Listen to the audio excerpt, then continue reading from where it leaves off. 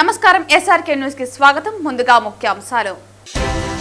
కేంద్ర రాష్ట్ర ప్రభుత్వాలు ప్రతిష్టాత్మకంగా చేపట్టిన సూపర్ జీఎస్టీ సూపర్ సేవింగ్స్ కార్యక్రమంలో కమిషనర్ ఎన్వి రమణారెడ్డి ఆధ్వర్యంలో పలమనేరు పట్టణ పరిధిలో పురపాలక సంఘం ఎదురుగా వివిధ సంస్థల ద్వారా స్టాల్స్ ఏర్పాటు.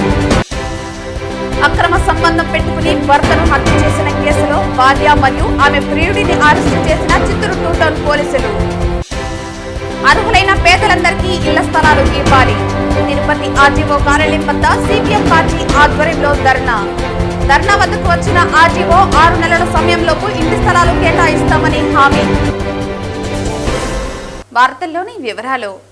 శ్రీ వెంకటేశ్వర వైద్య కళాశాల మానసిక విభాగం మత్తు వ్యసన నిర్మూలన కేంద్రం వారు ప్రపంచ ఆరోగ్య మానసిక దినోత్సవం సందర్భంగా వైద్య విద్యార్థులకు, నర్సింగ్ విద్యార్థులకు మరియు పారామెడికల్ విద్యార్థులకు శ్రీ వెంకటేశ్వర మెడికల్ కళాశాల ప్రిన్సిపల్, మానసిక విభాగం HOD professor Padmavathi, doctor Mallikarjunarao, rotary club members, psychiatry association members doctor Kishore, doctor పేరోల్ యాదవ్ మరియు రోటరీ క్లబ్ వారి సౌజన్యంతో మెడికల్ కాలేజ్ పరిపాలనా భవనం నుంచి స్విమ్స్ వరకు ర్యాలీ నిర్వహించారు. మానవహారంతో నినాదాలు చేస్తూ శారీరక ఆరోగ్యం కన్నా మానసిక ఆరోగ్యం మిన్న, మానసిక ఆరోగ్యమే మహాబలం, బలమైన మనసు బలమైన ప్రపంచం, మానసిక ఆరోగ్యంగా ఉంటే ఏ పనైనా చేయగలుగుతామని దృఢ సంకల్పం మెడికల్ కాలేజీ ప్రిన్సిపల్ రవిప్రభు ఆధ్వర్యంలో నిర్వహించడం జరిగింది. ఈ సందర్భంగా ప్రొఫెసర్ రవిప్రభు మాట్లాడుతూ ప్రతి ఒక్కరూ మానసికంగా దృఢంగా ఉండాలని, ఒత్తిడిని ఆందోళనను అధిగమించాలని, అలాంటి ఆలోచనలు వచ్చినప్పుడు మానసిక నిపుణులు, వైద్యులు, కౌన్సిలింగ్ సైకాలజిస్ట్ను సలహాలు సూచనలు వైద్యం చేయించుకోవాలని తెలిపారు. మానసిక విభాగం హెచ్ఓడి పద్మావతి మాట్లాడుతూ శారీరకం కన్నా మానసికంగా బాగుండాలని, ముఖ్యంగా పేదవాళ్లు, ఆర్థికంగా వెనుకబడిన వాళ్లుగా ఉండటం వల్ల, కనీస అవసరాలు లేని పరిస్థితుల్లో జీవించడం వల్ల మానసికంగా దృఢంగా ఉండలేకపోతున్నారని తెలిపారు. 2020లో కరోనా మహమ్మారి బాధితులుగా పడినటువంటి వాళ్ళు మానసికంగా దృఢంగా లేనందువల్ల ఎంతో మందిని కోల్పోవటం జరిగిందన్నారు. ఎందుకైనా మనం బాగుండాలంటే మానసికంగా దృఢంగా ఉండాలని, శారీరకంగా గాను, ఆధ్యాత్మికంగా గాను, ఆర్థికంగా గాను, మానసికంగా బాగాలేకపోతే అనేక రకాలైనటువంటి మానసిక వ్యాధులకు గురి కావచ్చని వివరించారు. మానసిక ఆరోగ్యం అనేది ఎవరికి పెద్దగా దాని మీద ఒక అవగాహన లేక దాన్ని కొంచెము పట్ల శ్రద్ధ తగ్గుతుంది. సో దాని ప్రత్యేక శ్రద్ధ తీసుకొని ఇటువంటి పరిస్థితుల్లో మానసిక ఆరోగ్యం దెబ్బతినే అవకాశం చాలా ఎక్కువ ఉంటుంది. ఎందుకంటే వాళ్ళు ఆర్థికంగా నష్టపోతారు, ఆత్మీయులను కోల్పోతారు. సో తెలియని ప్లేస్లో బ్రతకాల్సి వస్తుంది. భయము, ఆందోళన, నిద్ర లేకపోవడము, నిస్సత్వ, నిరాశ, నిస్పృహలు, రేపు ఎలా ఉంటుందో అని ఒక భయము, ఆందోళనతో కొంతమంది ఆత్మహత్య ప్రయత్నం చేస్తారు. కొంతసార్లు వైపరీత్యాలతో వీళ్ళు విపరీతమైన ప్రవర్తనలు, సో ఉన్నట్టుండి ఉద్రేక పరిస్థితులు కలవడం, ఆల్రెడీ మానసిక జబ్బులు ఉన్న వాళ్ళకి ఇంకా కొంచెం ఎక్కువ తీవ్రమయ్యే పరిస్థితులు కూడా ఉంటాయి. సో ఇవన్నీ తెలుసుకోవాలంటే ముందుగా ఇలాంటివి సంభవించినప్పుడు మనం ఏ విధంగా సంసిద్ధత ఉండాలి, ఏ విధంగా మనం వనరులు సమకూర్చుకోవాలి, మనకున్న వనరులతో పాటు మనతో పాటు తోడ్పాటుగా ఉండే స్వచ్ఛంద సంస్థలు, రోటరీ క్లబ్లు, రెడ్ క్రాస్లు వాళ్ళ సేవలు కూడా వినియోగించుకుంటూ అందరూ ఒకేసారి మనము చేయగలుగుతూ ముందుకు సాగుతూ ఉంటే ఇటువంటి పరిస్థితులకు మనం ముందుగా సంసిద్ధత ఉన్నప్పుడు మన ప్రజలకి, మన సమాజానికి మనము సహాయపడగలుగుతాం. సో మనం ఆర్థికంగా కాదు, శారీరకంగా, మానసికంగా అన్ని విధాల తోటి ప్రజలకి మనము సహాయపడగలుగుతామని దీని ముఖ్య ఉద్దేశం. సో ఈ ర్యాలీ ద్వారా లేదా మీడియా ద్వారా లేదా కొన్ని కల్చరల్ ప్రోగ్రామ్స్ ద్వారా కూడా వివిధ రూపాల్లో ప్రజలకి అవగాహన కల్పిస్తూ మనము దీని పట్ల మన కొత్త నిశ్చయంతో జరిగినప్పుడే మానసిక ఆరోగ్యం పట్ల అందరికీ ఒక అవగాహన కలుగుతుందని మేము బలంగా నమ్ముతున్నాము. అందరికీ ధన్యవాదాలు. ఈరోజు శ్రీ వెంకటేశ్వర మెడికల్ కాలేజీ తిరుపతిలో ప్రపంచ మానసిక వ్యాధుల వారోత్సవాలు మనం జరుపుకుంటున్నాము. ప్రత్యేకంగా ఈ సంవత్సరం ఏంటంటే ప్రకృతి వైపరీత్యాలు, అలాగే మనం అనుకోకుండా జరిగిన ప్రపంచంలో జరిగే సంఘటనల్లోనూ, అత్యవసర పరిస్థితుల్లోనూ ఈ మానసిక ఆరోగ్యం అనేది దెబ్బతింటూ ఉంటుంది. మనకి ఈ మధ్యనే ఒక 4 ఏళ్ల క్రితం కరోనా వచ్చినప్పుడు ఎంత మానసిక సంక్షోభం మనం అందరం అనుభవించామో తెలుసు. అటువంటి పరిస్థితుల్లోనూ, తర్వాత అత్యవసర పరిస్థితుల్లో ఎలాగైతే మానసిక ఆరోగ్యం కుంగిపోతుందో ఆ సమయంలో ప్రత్యేకంగా అందరికీ ఈ ఆరోగ్య సేవలు అనేది, అంటే మానసిక వైద్యం బాగు చేసేందుకు సరిపడా సేవలంతా అందించడానికి అన్ని చోట్ల అందుబాటులో ఉండాలన్న ఆ థీమ్ తోటి ఈ సంవత్సరం మనము ఈ అవగాహన కార్యక్రమాలు మనం చేస్తున్నాం మెడికల్ కాలేజీలో. గత వారం రోజులు బట్టి ఈ కార్యక్రమాలు జరుగుతున్నాయి. సూపర్ జీఎస్టీ సూపర్ సేవింగ్స్ కార్యక్రమంలో భాగంగా జీఎస్టీ 2.0 సంస్కరణలపై ప్రజలకు విస్తృత అవగాహన కల్పించాలనే ఉద్దేశంతో super GST super savings exhibition ను చిత్తూరు జిల్లా కలెక్టర్ సుమిత్ కుమార్ ప్రారంభించారు. చిత్తూరు హెడ్ క్వార్టర్లో బీసీ భవన్లో 2 రోజుల ఎగ్జిబిషన్ జీఎస్టీ సూపర్ సేవింగ్ సందర్భంగా ప్రారంభమైంది. ముఖ్యంగా 20 నుంచి 25 స్టాల్స్ డిఫరెంట్ కేటగిరీస్ ఉన్నాయి. Electronic items as well as kitchen items మరియు మైక్రో ఇరిగేషన్ మరియు clothing as well as LIC policy సంబంధించి కొన్ని స్టాల్స్ ఇక్కడ చూడడం జరిగింది. సో ఈ ఎగ్జిబిషన్ 2 రోజులు ఉంటుంది, ఈరోజు రేపు. ముఖ్యంగా ఈ ఎగ్జిబిషన్ ఎందుకు పెడుతున్నాము, జిఎస్టీ వల్ల ఎన్ని బెనిఫిట్స్ ఉన్నాయి, అన్ని బెనిఫిట్స్ కన్జ్యూమర్కి పాస్ ఆన్ అవ్వాలి, కన్జ్యూమర్కి రావాలి. ఇది ఒక ముఖ్య ఉద్దేశం.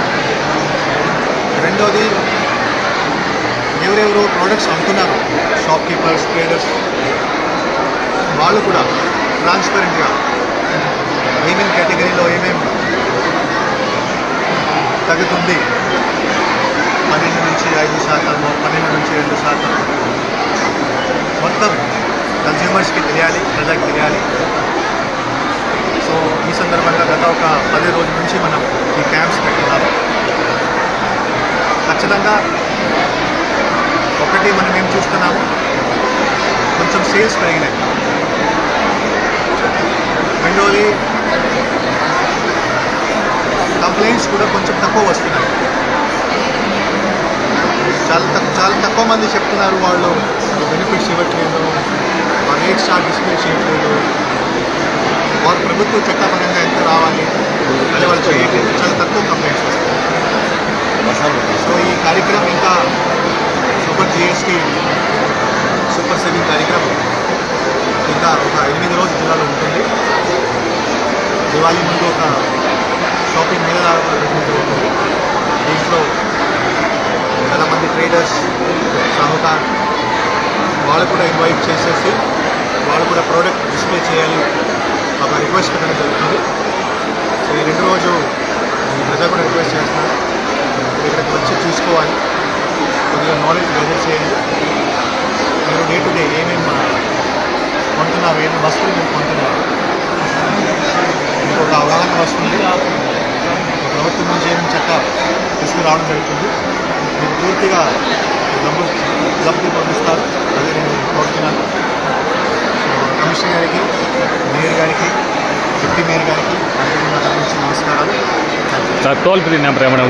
తిరుపతి జిల్లా ఎస్పీ సుబ్బరాయుడు ఆదేశాల మేరకు తిరుపతి జిల్లా పోలీసులు ఆధునిక సాంకేతిక పద్ధతులను వినియోగిస్తూ నేరాలపై కఠిన చర్యలు చేపడుతున్నారు. ఈ క్రమంలో డ్రోన్ నిఘా వ్యవస్థ ద్వారా తిరుపతి నగరంలోని ఒక ఇంటి మిద్దెపై పేకాట ఆడుతున్న వ్యక్తులను గుర్తించిన పోలీసులు వెంటనే అక్కడికి చేరుకుని వారిని అదుపులోకి తీసుకుని 11 మందిని అరెస్టు చేసి 37,000 రూపాయలను స్వాధీనం చేసుకున్నారు.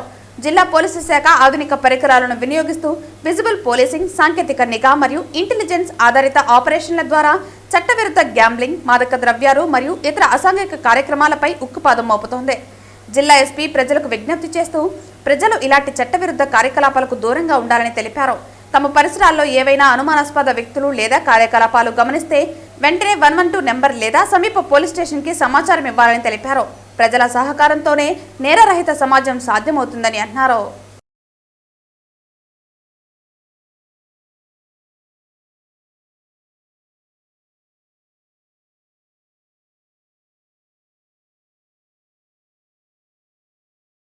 కూటమి ప్రభుత్వం అధికారంలోకి వచ్చిన తర్వాత పేదలందరికీ గ్రామీణ ప్రాంతంలో 3 సెంట్లు ఇంటి స్థలం, పట్టణ ప్రాంతాల్లో 2 సెంట్లు ఇంటి స్థలం కేటాయిస్తామని చెప్పి ప్రకటించి 18 నెలలు పూర్తవుతున్నప్పటికీ ఇప్పటికీ ఇళ్ల స్థలాలు కేటాయించిన పరిస్థితి లేదని, స్థానికంగా ఉన్నటువంటి ప్రజలందరికీ స్థానికంగానే ఇళ్ల స్థలాలు ఇవ్వాలని నేడు తిరుపతి ఆర్డీఓ కార్యాలయం వద్ద సిపిఎం పార్టీ ఆధ్వర్యంలో పేదలు పెద్ద ఎత్తున ధర్నా కార్యక్రమం నిర్వహించడం జరిగింది. పట్టాలు ఇచ్చిన తర్వాత ఒక్కరికి కూడా స్థలాలు చూపలేదని, కూటమి ప్రభుత్వం అధికారంలోకి వచ్చిన తర్వాత పేదలందరికీ గ్రామీణ ప్రాంతంలో 3 సెంట్లు ఇంటి స్థలం, పట్టణ ప్రాంతాల్లో 2 సెంట్ల ఇంటి స్థలం కేటాయిస్తామని చెప్పి ప్రకటించారని, ప్రకటించి 18 నెలలు పూర్తయిపోతున్నా ఇప్పటికీ ఇళ్ల స్థలాలు కేటాయించిన పరిస్థితి లేదని, స్థానికంగా ఉన్నటువంటి ప్రజలందరికీ స్థానికంగానే ఇళ్ల స్థలాలు ఇవ్వాలని నేడు తిరుపతి ఆర్డీఓ కార్యాలయం వద్ద సిపిఎం పార్టీ ఆధ్వర్యంలో పేదలు పెద్ద ఎత్తున ధర్నా కార్యక్రమం నిర్వహించడం జరిగింది. ఈ ధర్నా కార్యక్రమాన్ని ఉద్దేశించి సిపిఎం జిల్లా కార్యదర్శి వందవాసి నాగరాజు, జిల్లా కార్యవర్గ సభ్యులు కందరపు మురళి ఇరువురు మాట్లాడటం జరిగింది. ఈ సందర్భంగా వారు మాట్లాడుతూ ప్రభుత్వాలు మారుతున్నాయని, పాలకులు మారుతున్నారని, ప్రజల యొక్క స్థితిగతులు మాత్రం ఏమాత్రం మారడం లేదన్నారు. గత ప్రభుత్వం జగనన్న కాలనీలు ఏర్పాటు చేసి పేదలందరికీ ఇళ్ల స్థలాలు ఇస్తామని, గత 5 సంవత్సరాలు జగన్మోహన్ రెడ్డి ప్రభుత్వం పేదలను ఊరించి స్థలాలు ఇవ్వకుండా ఇల్లు కట్టించకుండా పేదలను మోసం చేశారని ప్రశ్నించారు. తెలుగుదేశం కూటమి ప్రభుత్వం అధికారంలోకి వచ్చిన తర్వాతనైనా పేదల గురించి పట్టించుకుని పేదలకు న్యాయం చేస్తారు అనుకుంటే అధికార పార్టీ జెండాలు మోసిన వాళ్లకు, తెలుగుదేశం పార్టీకి పనిచేసిన వాళ్లకు తప్ప ఇంకెవరి గురించి పట్టించుకునే పరిస్థితుల్లో ఈ ప్రభుత్వం లేదని ఎద్దేవా చేశారు. అర్హులైన పేదలందరికీ ఇళ్ల స్థలాలు ఇచ్చేంత వరకు ఈ పోరాటం ఆగదని సిపిఎం పార్టీ పేదలకు అండగా ఉంటుందని తెలియజేశారు. ధర్నా కార్యక్రమం వద్దకు ఆర్డీఓ విచ్చేసి 5వ తుడా క్వార్టర్స్ దగ్గర ఇచ్చిన హామీ మేరకు అర్జీలు ఇచ్చిన వారందరినీ పరిశీలన చేసి 6 నెలల్లోపు వీలైనంత తొందరలో ఇంటి స్థలాలు ఇవ్వడానికి కృషి చేస్తామని పేదలందరి సమక్షంలో హామీ ఇవ్వడం జరిగింది. ఆర్డీఓ ఇచ్చిన హామీతో ఈ ధర్నా కార్యక్రమాన్ని విరమించడం జరిగింది. ఈ కార్యక్రమంలో సిపిఎం నగర కార్యదర్శి వేణుగోపాల్, నేతలు మాధవ్, బుజ్జి, నరేంద్ర, జయంతి, మునిరత్నం తదితరులు పాల్గొన్నారు. మేము సార్ని రిక్వెస్ట్ చేస్తున్నాం, అవుతుంది మేము కూడా సహకరిస్తాం, కలెక్టర్ గారితో కూడా మాట్లాడతాం, ఇక్కడ ఎమ్మెల్యేతో కూడా మాట్లాడతాం. మాకేం వేరే ప్రయోజనం లేదు, మేము చెప్పిన వాళ్ళు ఒక్కరికి కూడా అవసరం లేదు.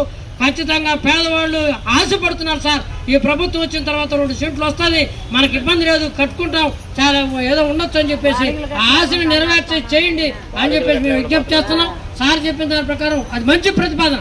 ఎందుకంటే మనం అనుకుంటాం కానీ మనం నాది లేదు నిధి లేదని వస్తానని లిస్ట్ వచ్చేసింది, అర్జీ లేదని చెప్పొచ్చు. సార్ చెప్పండి ఎక్సెల్ షీట్లో దాన్ని ఖచ్చితంగా తయారు చేద్దాం. ఒకవేళ ఎందుకంటే కొన్ని రాశారు కానీ కొన్ని రాయకపోయినట్టు ఇవన్నీ కూడా చేసి సార్కి మనం ఒక 2 రోజుల్లోనే ఆ లిస్టు మీరు కూడా అందరూ ప్రయత్నం చేసి రాసేసి ఒక ఫార్మాట్లో పేరు, వాళ్ళ భర్త పేరు, అట్లా వయస్సు, వాళ్ళ క్యాస్ట్, ఇట్లాంటివి కొన్ని ఉంటాయి, Aadhaar number, ration card number, phone number, ఇట్లాంటి ఒక కాలం తయారు చేసుకొని ఆ రకంగా ఎక్సెల్ షీట్లో తయారు చేసి ఇస్తే ఈజీగా వాళ్ళు సర్వే చేయడానికి పంపించేదానికి అవకాశం ఉంటుంది. ఈ ప్రాసెస్ అంతా కూడా సార్ చేయాలని చెప్పేసి సార్ ఉన్న సందర్భం. ఎందుకంటే ఇప్పుడు రకరకాలుగా వెళ్ళిపోతున్నారు, ఎందుకంటే సార్ 6 నెలలు అన్నారు. సార్ 6 నెలలు ఉంటారు కదని చాలా మంది అడుగుతున్నారు. ఏం సార్ మన జేసీ గారు ఉన్నారు, జేసీ గారు వెళ్ళిపోయారు, మనం ఆశిస్తాం. అందుకని ఎంత తొందరగా లిస్టుగా తయారు చేసి ఒక ఇదన్నా ఆమోదించేసి ఇంకెవరైనా వచ్చి కూడా కొట్టాడు చేసుకోవచ్చు. కాబట్టి సారు ఆ టైం అనేది 6 నెలలు కాకుండా ప్రతిపాదనలు వెంటనే వేగవంతంగా చేసి ఈ పేదవాళ్ళకి ఆదుకోవాలని, ఆ గుర్తుండే వాళ్ళందరూ గుండెల్లో గుర్తుండేట్టుగా ఈ పని చేయాలని చెప్పేసి మీ అందరి తరఫున నేను ఆర్డీఓ గారికి విజ్ఞప్తి చేస్తున్నాను. సార్ చేస్తానని కోరుతున్నాను. దొంగ ఓట్లతో ప్రజాస్వామ్యాన్ని అపహాసం చేస్తూ గద్దెనెక్కడం సిగ్గుచేటని చంద్రగిరి నియోజకవర్గం కాంగ్రెస్ ఇన్ఛార్జ్ ఐరాల లోకేష్ రెడ్డి ఎద్దేవా చేశారు. కాంగ్రెస్ జాతీయ నాయకులు రాహుల్ గాంధీ ఆదేశాల మేరకు రాష్ట్ర అధ్యక్షురాలు వైఎస్ షర్మిల పిలుపు మేరకు శుక్రవారం నియోజకవర్గ కేంద్రమైన చంద్రగిరి టవర్ క్లాక్ వద్ద దొంగ ఓట్లతో గద్దెనెక్కిన కేంద్ర ప్రభుత్వంపై పార్టీ శ్రేణులతో నిరసన వ్యక్తం చేశారు. కాంగ్రెస్ జాతీయ నాయకులు రాహుల్ గాంధీ ఆదేశాల మేరకు రాష్ట్ర అధ్యక్షురాలు వైఎస్ షర్మిల పిలుపు మేరకు శుక్రవారం నియోజకవర్గ కేంద్రమైన చంద్రగిరి టవర్ క్లాక్ వద్ద దొంగ ఓట్లతో గద్దెనెక్కిన కేంద్ర ప్రభుత్వంపై పార్టీ శ్రేణులతో నిరసన వ్యక్తం చేశారు. ముందుగా రాజ్యాంగ నిర్మాత డాక్టర్ బాబాసాహెబ్ అంబేద్కర్ విగ్రహానికి పూలమాలలు వేసి పుష్పాంజలి ఘటించారు. అనంతరం ఐరాల లోకేష్ రెడ్డి మాట్లాడుతూ ఓట్ చోర్ గద్ది చోర్ అనే నినాదంతో తమ పార్టీ శ్రేణులు నిరసన కార్యక్రమం తెలుపుతున్నట్లు పేర్కొన్నారు. ప్రజాస్వామ్యంలో ఓటుకు ఎంతో ప్రాముఖ్యత ఉందని, అలాంటి ఓట్లను దొంగతనంగా నమోదు చేయించడం, ఆ ఓట్లతోనే ప్రజాస్వామ్యాన్ని అపహాస్యం పాలు చేస్తూ గెలవటం ఎంతో బాధాకరమన్నారు. ఎన్నికలకు ముందు వైసీపీ వారు దొంగ ఓట్లు విచ్చలవిడిగా నమోదు చేసుకున్నారని, కూటమి పార్టీలు ఆందోళన చేస్తూ గగ్గోలు పెట్టాయని, తీరా గద్దెనెక్కిన తర్వాత ఆ దొంగ ఓట్ల తొలగింపును మరుగున పడేశారని విమర్శించారు. 2024 ఎన్నికలకు ముందు చంద్రగిరి నియోజకవర్గంలో 60,000 ఓట్లు పైగా అప్పటి వైసీపీ ఎమ్మెల్యే చెవిరెడ్డి భాస్కర్ రెడ్డి దొంగ ఓట్లను నమోదు చేశారని, వాటిని తొలగించాలంటూ తిరుపతి ఆర్డీఓ కార్యాలయం ముందు ప్రస్తుత ఎమ్మెల్యే పులివర్తి నాని పెద్ద ఎత్తున నిరసన కార్యక్రమాలు నిర్వహిస్తూ పెట్రోల్ పోసుకుని కూడా ఉద్యమం చేశారని గుర్తు చేశారు. తీరా ఎన్నికల అనంతరం ఎమ్మెల్యేగా విజయం సాధించిన నాని ప్రస్తుతం అధికారంలో ఉండి కూడా గతంలో నమోదైన దొంగ ఓట్లు తొలగించారా లేదా స్పష్టంగా చెప్పడం లేదన్నారు. తొలగించుంటే ఎన్ని ఓట్లు తొలగించారు, ఎన్ని చోట్ల పోలింగ్ కేంద్రాలను మార్చారనే వివరాలను ప్రతిపక్ష పార్టీలకు గానీ ప్రజలకు గానీ చెప్పాల్సిన అవసరం ఉందని డిమాండ్ చేశారు. ఈరోజు చంద్రగిరి నియోజకవర్గంలో ఓట్ చోర్ గద్దీ చోర్ అనే కార్యక్రమం మా ప్రీతమ నాయకుడు రాబోయే భావితరాల ప్రధానమంత్రి రాహుల్ గాంధీ గారి ఆదేశాల మేరకు ఓట్ చోర్ గద్దీ చోర్ ఓట్లు దొంగ గద్దె దిగు అనే నినాదంతో దేశవ్యాప్తంగా ఈరోజు ఈ కార్యక్రమం నిర్వహిస్తోంది కాంగ్రెస్ పార్టీ. అదేవిధంగా శర్మిలారెడ్డి గారి నాయకత్వంలో ఆంధ్రప్రదేశ్ ఈరోజు చంద్రగిరి నియోజకవర్గంలో మేము ఓట్ చోర్ గద్దీ చోర్ అనే కార్యక్రమంలో భాగంగా ఈరోజు చంద్రగిరి పట్టణంలో ఈ కార్యక్రమం నిర్వహించడం జరిగింది. ఈ కార్యక్రమం ప్రజల దగ్గర నుండి ఎంతో స్పందన వస్తూ ఉంది. గతంలో ఇక్కడ వైసీపీ తరఫున ఒక చెవిరెడ్డి భాస్కర్ రెడ్డి అనే వ్యక్తి దొంగ ఓట్లు ఎక్కించాడని చెప్పి పలుకులు పలికిన పులిపత్తి నాని గారు 60,000 ఓట్లు దొంగ ఓట్లు ఉన్నాయని చెప్పి ఆయన పెట్రోల్ పోసుకొని ఆర్టీఓ ఆఫీస్ దగ్గర ఆ రోజు ధర్నా నిర్వహించడం జరిగింది. ఈరోజు నిజంగా ఆ ఓట్లు తొలగించారా, తొలగిస్తే ఎన్ని తొలగించారని చెప్పి బహిరంగంగా ఈరోజు వాళ్ళు ప్రజలకి ఇక్కడ నియోజకవర్గం ప్రజలకి తెలియజేయాల్సింది ఉంది. ఈరోజు వాళ్ళు ఎమ్మెల్యేగా ఈరోజు ప్రాతినిధ్యం వహిస్తున్నారు నాని గారు. ఇక్కడ నియోజకవర్గంలో దొంగ ఓట్లు ఎన్ని ఉన్నాయి, అయితే ఎన్ని తొలగించారు, ఎన్ని అదనంగా యాడ్ చేశారు, బూతులు ఎన్ని పెంచారు, ఎన్ని కొత్త బూతులు పెంచారు, ఎన్ని బూతులు తీసేశారు అనే దాని మీద కాంగ్రెస్ పార్టీ తరఫున రాబోయే రోజుల్లో కూడా తీవ్రంగా మేము గట్టిగా పోటీ చేసి ఓటు హక్కుని ప్రజలకు తెలియజేస్తూ వాళ్ళ ఓటు వాళ్ళ ఊర్లో, వాళ్ళ గ్రామంలో, వాళ్ళ బూత్లో ఉంది లేదా అని చాటి చెప్పడంలో దాని మీద అవేర్నెస్ ప్రోగ్రాం కల్పిస్తూ మేము కాంగ్రెస్ పార్టీ ఎప్పుడు ఎల్లవేళలా అందుబాటులో ఉంటూ ప్రజలకి తెలియజేస్తామని చెప్పి నేను ధన్యవాదాలు తెలియజేసుకుంటూ మన దేశ ప్రధాని అని చెప్పుకుంటూ దొంగ ఓటుతో ప్రధాని అయిన మోడీ గారు దేశమంతా దొంగ ఓటుతోనే అధికారాన్ని చేజిక్కించుకొని అక్షయ పాత్ర అంటే భారతదేశాన్ని నాశనం చేస్తుంటే చూస్తూ సహించలేక మన భావి భారత ప్రధాని రాహుల్ గాంధీ గారు ఓట్ చోరీ గద్దీ చోర్ అనే నినాదంతో దేశవ్యాప్తంగా రాహుల్ గాంధీ ఆదేశాల మేరకు మా రాష్ట్ర అధ్యక్షురాలు శర్మిలారెడ్డి గారి ఆదేశానుసారం ఈ చంద్రగిరి నియోజకవర్గ ఇన్ఛార్జి మా లోకేష్ రెడ్డి గారి ఆధ్వర్యంలో మేమంతా కూడా ఈ ప్రోగ్రాం నిర్వహించి దేశం మొత్తం ఇక్కడి నుంచే కాదు గ్రామం నుంచే సరే పంచాయతీ నుంచి కూడా దొంగ ఓట్లు జరుగుతోంది. వాటన్నిటికీ కూడా రాహుల్ గాంధీ గారి ఆలోచనల మేరకు మా పార్టీ తరఫున మేము ఖచ్చితంగా దీన్ని ఎదుర్కొని ఈ దొంగతనం జరిగిన ఓట్లని కూడా మేమంతా సక్రమైన దిశలో నిరూపించి రాబోయే ఎలక్షన్లో ఖచ్చితంగా న్యాయపరంగా ఓటింగ్ జరిపిస్తామని ఈ విధంగా తెలియజేసుకుంటూ ఈ అవకాశం ధన్యవాదాలు తెలియజేస్తున్నాను. చంద్రగిరి ఎంబీయూ విద్యా సంస్థలో ప్రతి సంవత్సరం వైభవంగా నిర్వహించే విద్యార్థుల సాంస్కృతిక వేడుక మోహనమంత్ర కార్యక్రమం శుక్రవారం ఘనంగా జరిగింది. మోహనమంత్ర భారతదేశంలో అత్యంత ముఖ్యమైన ఫెస్టివల్లో ఒకటిగా గుర్తించబడిందని MBU pro chancellor Manchu Vishnu తెలిపారు. తిరుపతి జిల్లా చంద్రగిరి ఎంబీయూ విద్యా సంస్థల్లో ప్రతి సంవత్సరం వైభవంగా నిర్వహించే విద్యార్థుల సాంస్కృతిక వేడుక మోహనమంత్ర కార్యక్రమం శుక్రవారం ఘనంగా జరిగింది. రాష్ట్రంలోని వివిధ కళాశాలలతో పాటు ఇతర రాష్ట్రాల నుండి కూడా పెద్ద సంఖ్యలో విద్యార్థులు పాల్గొన్నారు. ఈ కార్యక్రమానికి MBU pro chancellor Manchu Vishnu ముఖ్య అతిథులుగా హాజరై కార్యక్రమాన్ని ప్రారంభించారు. కార్యక్రమం విజయవంతంగా జరగడం పట్ల ఆయన ఆనందం వ్యక్తం చేశారు. అనంతరం ఆయన మీడియాతో మాట్లాడుతూ ప్రతి సంవత్సరం దేశంలోని వివిధ కాలేజీల నుంచి వేల మంది విద్యార్థులు పాల్గొనే కార్యక్రమం మోహనమంత్ర 2025 టెక్నోఫెస్ట్ కు 40,000 మంది విద్యార్థులు పాల్గొన్నారని తెలిపారు. పండుగ వాతావరణంలో ఈ టెక్నోఫెస్ట్ జరుగుతుందని అన్నారు. భారతదేశంలోనే అతిపెద్ద టెక్నోఫెస్ట్ మోహనమంత్ర యూనివర్సిటీలో నాకు ఎంత హక్కు ఉంటుందో విద్యార్థులకు సిబ్బందికి అంతే హక్కు ఉంటుందని పేర్కొన్నారు. స్టూడెంట్ కల్చరల్ టెక్నో ఫెస్టివల్ జరిపిస్తుంది. దాని పేరు మోహనమంత్ర. ఇది గత 10 సంవత్సరాలుగా జరుగుతుంది.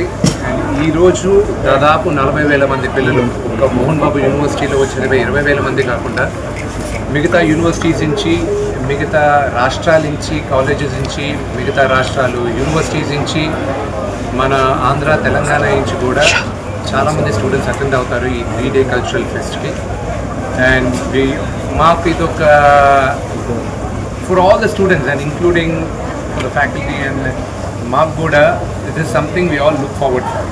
ఎందుకంటే ఈ యూనివర్సిటీ స్టూడెంట్స్ని నాకు ఎంత హక్కు ఉందో మోహన్ బాబు యూనివర్సిటీ పైన ఇక్కడ చదివే ప్రతి ఒక్కరికి, పనిచేసే ప్రతి ఒక్కరికి అంతే హక్కు. మా యూనివర్సిటీలో, మన యూనివర్సిటీలో ఈరోజు పండగ మోహనమంత్ర జరుపుకుంటున్నాం. అండ్ దిస్ ఈజ్ భారతదేశంలోనే one of the biggest techno cultural festival. Thank you. Chittoor పట్టణంలో ఈ నెల 6వ తేదీ సంచలనం రేపిన హత్య కేసులో అక్రమ సంబంధం కారణంగా ప్రియుడితో కలిసి భర్తను హత్య చేసిన భార్య మరియు ఆమె ప్రియుడిని చిత్తూరు 2 టౌన్ పోలీసులు అరెస్టు చేసి రిమాండ్కు తరలించడం జరిగింది. చిత్తూరు పట్టణంలోని సంతపేట దుర్గమ్మ గుడి వీధిలో నివసిస్తున్న వెంకటేష్ అనే వ్యక్తిని అతని రెండవ భార్య మరియు ఆమె ప్రియుడు కలిసి దారుణంగా హత్య చేసిన ఘటన వెలుగులోకి వచ్చింది. ఈ ఘటనపై మృతుడి తల్లి ఇచ్చిన ఫిర్యాదు మేరకు చిత్తూరు 2 టౌన్ పోలీస్ స్టేషన్ నందు ప్రాథమికంగా కేసు నమోదు చేసి తదుపరి కేసు దర్యాప్తులో భాగంగా పోస్టుమార్టం నిర్వహించిన తర్వాత అందులో వచ్చే రిపోర్టు మేరకు హత్య నేరంగా కేసు నమోదు చేయడం జరిగింది. 6వ తేదీ సాయంత్రం సుమారు 4 గంటల సమయంలో వెంకటేష్ ఇంట్లో నిద్రిస్తూ ఉండగా ఇద్దరూ కలిసి తీసుకువచ్చిన తాడుతో అతని గొంతు బిగించి హత్య చేశారు. అనంతరం సంఘటనను దాచిపెట్టేందుకు తాడును మంచం కింద దాచి ఆత్మహత్యగా మార్చారని దర్యాప్తులో తెలిసిందే. ఈ కేసు దర్యాప్తు మరియు నిందితుల అరెస్టులో చిత్తూరు టౌన్ పోలీసులు వేగవంతమైన చర్యలు ప్రశంసనీయమని చిత్తూరు జిల్లా ఎస్పీ తుషార్ డూడి తెలిపారు. చిత్తూరు సంతపేటకు సంబంధించినటువంటి జి వెంకటేష్ అతను వృత్తిరీత్యా చికెన్ షాప్ టెంపో సంబంధించిన డ్రైవర్. ఇతనుకు 2 భార్యలు. మొదటి భార్య తర్వాత అతనికి సంతానం కలిగినందువలన ఇప్పుడు మీ ముందు అరెస్ట్ కాపినటువంటి ఈమెను రెండవ భార్యగా అతను తన డ్యూటీలో భాగంగా ఆయన పల్లిపట్టులో చూసి ఇష్టపడి మ్యారేజ్ చేసుకుంటాడు. ఈమెకి అతని ద్వారా 2 బిడ్డలు కూడా సంతానం కలుగుతుంది. కానీ అతను డ్యూటీకి పోయినప్పుడు అతను ఆమె పక్కన ఉన్నటువంటి సురేష్, ఇతను మామూలు మేస్త్రి పని చేసే జీవనం, అదే ఏరియా సంతపేట పరిచయం అయిపోయింది. వాళ్ళ పరిచయము కొద్దిగా అక్రమ సంబంధంగా ఏర్పడింది. భర్త ఇంట్లో లేనప్పుడు ఎప్పుడైనా కూడా ఇంటికి వచ్చి పోవడం, కాబట్టి ఈమె కూడా అవసరమైతే వాళ్ళ ఇంటికి వెళ్ళడం. ఎందుకంటే అతని ఇంట్లో కూడా మునియప్ప వాళ్ళ ఫాదర్ 2 మాత్రమే ఉంటారు. వాళ్ళ యొక్క సంబంధం ఈ విధంగా కొనసాగుతుంది. ఈ విషయం తెలిసి భర్త కొద్దిగా ఈమెని దండించడం జరిగింది. గొడవలైనాయి. కాబట్టి మన కార్యక్రమాలకు ఇతను ఉంటే అడ్డంకని చెప్పి భావించి 6వ తారీఖు అతను డ్యూటీ నుంచి వచ్చి బాగా తాగి మైండ్లో ఉన్నప్పుడు ఇరువురు కలిసి తాడు ఈ ముందు తాళ్ళు వేసి చీరి ఒక సున్ని కూడా చుట్టి బాగా గొంతు బిగించి చంపేశారు. ఇనిషియల్గా మనకు అది ఇంటిలో జరిగినది కాబట్టి వాళ్ళ మదరు నా కొడుకు మరణంపై నాకు అనుమానంగా ఉందని చెప్పేసి ఆయన మనకు రిపోర్ట్ ఇవ్వడం జరిగింది.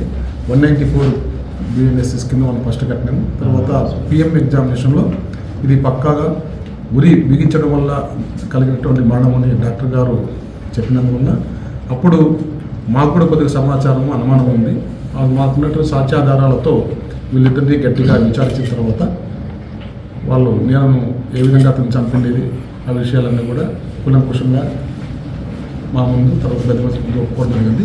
ఈరోజు వాళ్ళని అరెస్ట్ చేసి కోర్టు రిమాండ్కి తరలించారు. శ్రీనివాస మంగాపురంలో వెలిసిన కనకదుర్గమ్మ వస్కోటు ఎల్లమ్మ ఆలయంలో శ్రీనివాస మంగాపురం గ్రామస్తులు అన్నదాన కార్యక్రమాన్ని ప్రారంభించారు. శుక్రవారం అమ్మవారికి అర్చనలు, అభిషేకాలు, ప్రత్యేక పూజలు నిర్వహించారు.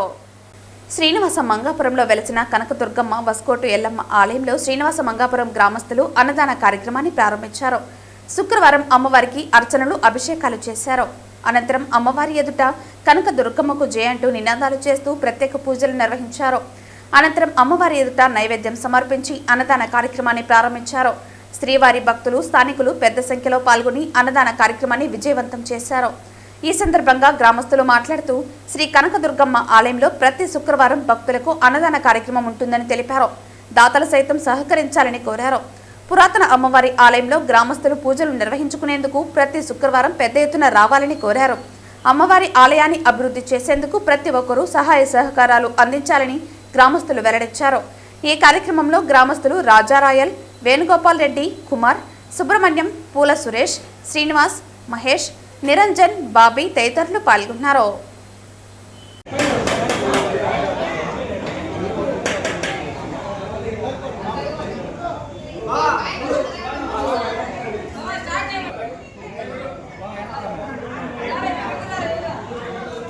అందరూ చూడండి స్వామి. వార్తలు ముగించే ముందు ముఖ్యాంశాలు మరోసారి. కేంద్ర రాష్ట్ర ప్రభుత్వాలు ప్రతిష్టాత్మకంగా చేపట్టిన సూపర్ GST సూపర్ సేవింగ్స్ కార్యక్రమంలో కమిషనర్ NV రమణారెడ్డి ఆధ్వర్యంలో పలమనేరు పట్టణ పరిధిలో పురపాలక సంఘం ఎదురుగా వివిధ సంస్థల ద్వారా స్టాల్స్ ఏర్పాటు.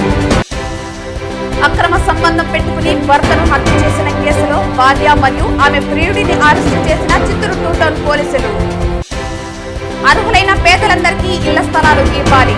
తిరుపతి ఆర్జీఓ కార్యాలయం వద్ద సిపిఎం పార్టీ ఆధ్వర్యంలో ధర్నా వద్దకు వచ్చిన ఆర్జీఓ 6 నెలల సమయంలోపు ఇంటి స్థలాలు కేటాయిస్తామని హామీ.